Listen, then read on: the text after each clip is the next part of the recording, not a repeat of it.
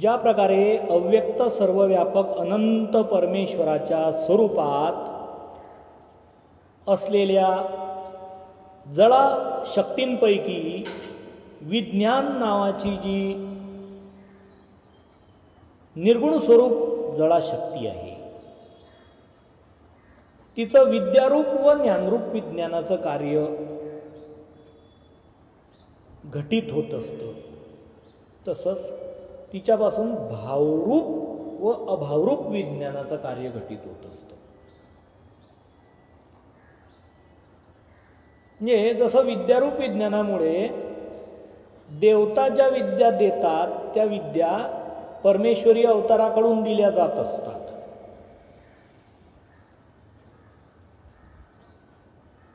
मात्र जे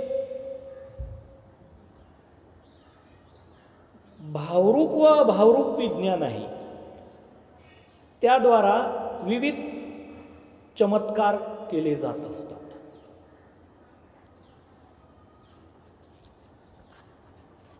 भावरूप विज्ञान आणि अभावरूप विज्ञान हे दोन कार्य आहे. शक्ती एकच आहे, विज्ञान शक्ती.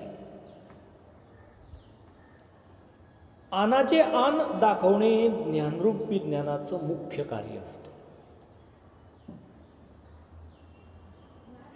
अभावी भाव दाखवणे हे भावरूप विज्ञान, तर भावी अभाव दाखवणे हे अभावरूप विज्ञान असतं.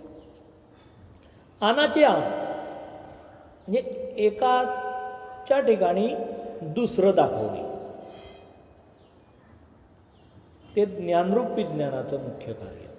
आणि अभावी भाव, अभाव म्हणजे एखाद्या वस्तू व्यक्तीचा अभाव आहे, तिचं अस्तित्व नाही आहे दृष्टीच्या समोर, मात्र तिचा भाव दाखवणे, तिचं अस्तित्व तिथे दर्शवणे हे भावरूप विज्ञानाचं कार्य असतं.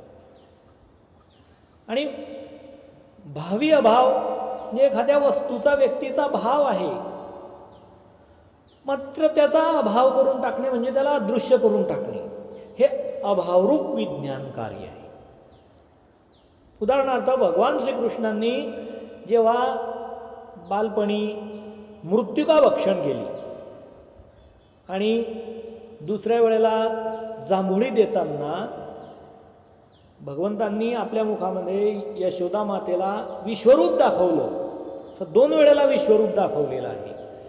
का जन्मता खेव श्रीकृष्ण चक्रवर्ती जांभे दिनली आणि मुखामादी विश्वरूप दाखविली, तेव्हाही देवकी मातेला विश्वरूप दाखवलेलं आहे. नंतर अर्जुनाला युद्धाच्या प्रसंगी विराट असं विश्वस्वरूप दाखवलेलं आहे. तर ब्रह्मदेवाने गाई गोधन ती वासरं चोरून नेऊन आपल्या सत्यलोकात लपवून ठेवलेली होती. त्यावेळेला भगवान श्रीकृष्णांनी या विज्ञान शक्तीच्या सामर्थ्याच्या द्वारा सर्व गाई गोप वासरांची रूपं आपण स्वयं धारण केलेली होती. तर 16 सहस्र ज्या नारी होत्या, 16,000 राजकुमारांना भौमासुराच्या बंदीखानातून सोडवून आणून भगवान श्रीकृष्णांनी आपण स्वतः वरलेलं होतं, त्यांना स्वीकार केलेलं होतं. त्यांच्या ठिकाणी एकाच वेळी भगवान श्रीकृष्ण दररोज विलास करीत होते, तेव्हा प्रत्येक राणीजवळ एक एक भगवान श्रीकृष्णांची जी मूर्ती होती ती या विज्ञान शक्तीच्या सामर्थ्यानेच प्रकट करण्यात आलेली होती. आणि तिथे जो देहिया होता, देहाला धारण करणारा, तिथेही विज्ञान शक्तीच देहिया होती. तिथे परमात्म्याचं स्वरूप नव्हतं, ते बाह्यरूप ते विज्ञान शक्तीच्या सामर्थ्याने रचलेलं आणि आतमध्ये विज्ञान शक्तीच देहिया बनलेली होती. आणि खरी मूर्ती मात्र एक रुक्मिणीजवळ क्रीडा करीत होती. ही अभावी भावरूप विज्ञानाची कार्य आहेत की अभाव, तिथे भाव नव्हता, काही एक नव्हतं, परंतु तिथे तो भाव दाखवला. ते विश्व विराट स्वरूप 4 वेळेला भगवान श्रीकृष्णांनी दाखवलं. त्या विज्ञान शक्तीच्या मूर्त्या धारण केल्या 16,000 राण्यांजवळ. ते गायी गोप वासरांची रूप धारण केली. वृंदावनामध्ये रोज चरायला जायचे आणि गोकुळात परत यायचे 1 वर्षापर्यंत. हे सगळं अभावी भावरूप विज्ञानाचे कार्य भगवान श्रीकृष्णांच्या अवताराच्या द्वारा करण्यात आलेली होती. त्यानंतर सर्वज्ञ श्री चक्रधर स्वामींनी मेहकर गावाला असताना त्या बोनेवय्यांच्या सन्निधीत होते, तेव्हा त्या ठिकाणच्या मंदिरामध्ये एक चोर शिरलेला होता. त्यावेळेला स्वामींनी आपली जी मनुष्य प्रमाण मूर्ती होती, हाताच्या मानाने 3.5 फूट, ती मूर्ती अत्यंत विशाल केली. वेरूळला असताना सारंग पंडित त्याला टेकड्यावरून तरताना श्री गोविंद प्रभूंची मूर्ती दाखवली होती. तर बळेग्रामला जो एक महादेवाचा भक्त होता, राक्षया महादेव, त्याला महादेवाची मूर्ती आकाशात उडताना दाखवलेली होती. अशा अनेक चमत्कृतीपूर्ण उदाहरणं लीळा चरित्रामध्ये दिसून येतात. ते सर्व अभावी भावरूप विज्ञानाची कार्य होती. मात्र करंज खेळला असताना जेव्हा भट्टोबासांशी सर्वज्ञ श्री चक्रधर स्वामींनी होळ म्हणजे पैंज लावली होती, तेव्हा धावता धावता स्वामी अदृश्य होऊन गेले होते. त्यावेळेला त्यांनी भावाचा अभाव केला होता. जे व्यक्ती अस्तित्व होतं त्यांचं ते अदृश्य करून टाकलेलं होतं. तसंच पैठणला असताना निंबाच्या जागी पिंपळाचा वृक्ष दाखवला होता भक्तजनांना, आणि पिंपळाच्या जागी निंबाचा वृक्ष दाखविला होता. ही अभावरूप विज्ञानाची उदाहरण होती.